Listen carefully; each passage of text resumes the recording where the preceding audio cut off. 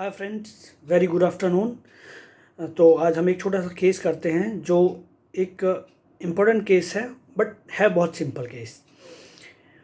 एक female patient अपने attender के साथ आती है जो अपनी एक फ्रेंड, अपनी सिस्टर और एक मदर के साथ आती है और सिस्टर के साथ आती है। उस पेशेंट जैसे ही वो पेशेंट क्लिनिक पर एंटर करती है तो बाहर वाले चैम्बर में वो गिर जाती है, लुढ़क जाती है और बेहोश हो जाती है। अब उसकी सिस्टर मेरे पास आती है, अंदर आती है और बोलती है कि सर ये मेरी सिस्टर है, उसको ये 6 महीने से उसका ये प्रॉब्लम चल रहा है कि वो अचानक से गिर जाती है और बेहोश हो जाती है। तो मैंने कहा ठीक है, और क्या हो रहा है इसके साथ? बोला बस यही प्रॉब्लम है, और 15 से 20 मिनट बाद वो उसको होश आ जाता है तो वापस उठ के खड़ी हो जाती है और फिर उसके बाद उसको कोई प्रॉब्लम नहीं होता। तो ऐसा हफ्ते में 2 से 3 से 4 बार हो जाता है। ऐसा 6 महीने से चल रहा है। डॉक्टर्स को भी दिखाया, एलोपैथी में भी दिखाया, पर कोई खास इम्प्रूवमेंट नहीं हो रहा, वो ऐसे ही चला ही जा रहा है। फिर आपका किसी ने रेफरेंस दिया था तो इसीलिए मैं आपके पास लेके आई। अब मैंने पूछा कि ठीक है और क्या हो रहा है?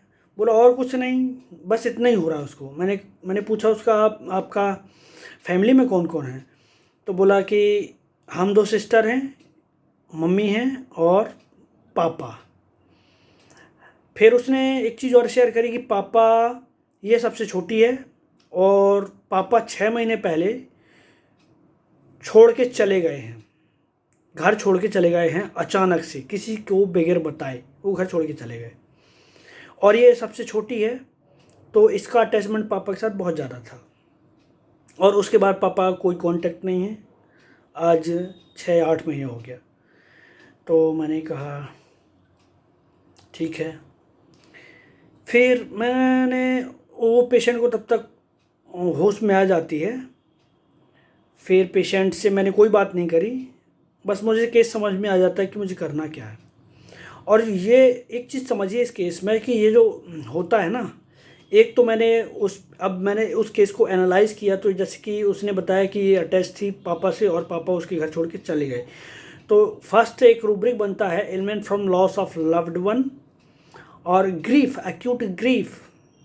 जो ग्रीफ हुआ है एक्यूट है, मतलब अभी रिसेंट में कुछ हुआ है ऐसा, तो उसका जो इम्पैक्ट है, उसको जो इम्पैक्ट हुआ है ग्रीफ हुआ है। और ये जो कंडीशन बनती है उसके साथ सडनली बेहोश हो जाना और गिर जाना, बेहोश होकर गिर के बेहोश हो जाना, फेंट हो जाना, this is called as a fainting. और this fainting is called as a hysterical fainting.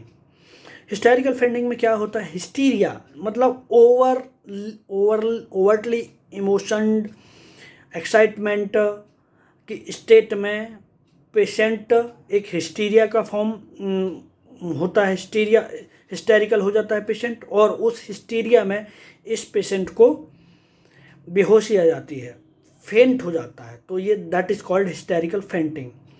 तो इसको मैंने एनालिसिस करने के बाद उस पेशेंट में जब रूब्रिक मिला है तो हिस्टेरिकल फेंटिंग में और ग्रीफ में और एक्यूट ग्रीफ और element from loss of loved one में एक मेडिसिन आती है इग्नेसिया।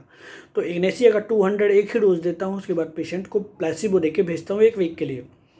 अब पेशेंट वापस नहीं आता है, 6 महीने बाद उसकी सिस्टर आती है। सिस्टर ने बताया कि सिस्टर अपने एक्ने का प्रॉब्लम लेके आती है। फिर मैंने उससे पूछा कि उस पेशेंट का क्या हाल है आपकी सिस्टर का? बोला सर उस दिन के बाद से तो उसको कोई प्रॉब्लम हुआ ही नहीं है। तो ये एक छोटा सा केस था इग्नेसिया के बारे में, जो इग्नेसिया बहुत सारी चीज़ें कवर करती है और उसमें एक होता है हिस्टेरिकल फेंटिंग।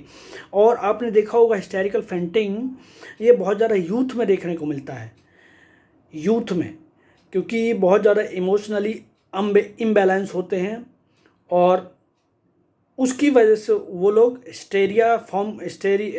माइंड में हिस्टेरिया फॉर्म होता है और वो हिस्टेरिक फेंट होने की जो टेंडेंसी होती है, suddenly unconscious fainting is also a mental state subconsciously, जिसके थ्रू पेशेंट अटेंशन गेन करना चाहता है। तो ये बहुत ज़्यादा यूथ में ही मिलेगा आपको, यूथ में, यंग में और गर्ल्स में, स्पेशली गर्ल्स में। तो ये एक छोटी सी इन्फॉर्मेशन थी केस के थ्रू इग्नेसिया के बारे में। तो ये सिंपल केस था। आज के लिए बस इतना ही। Thank you.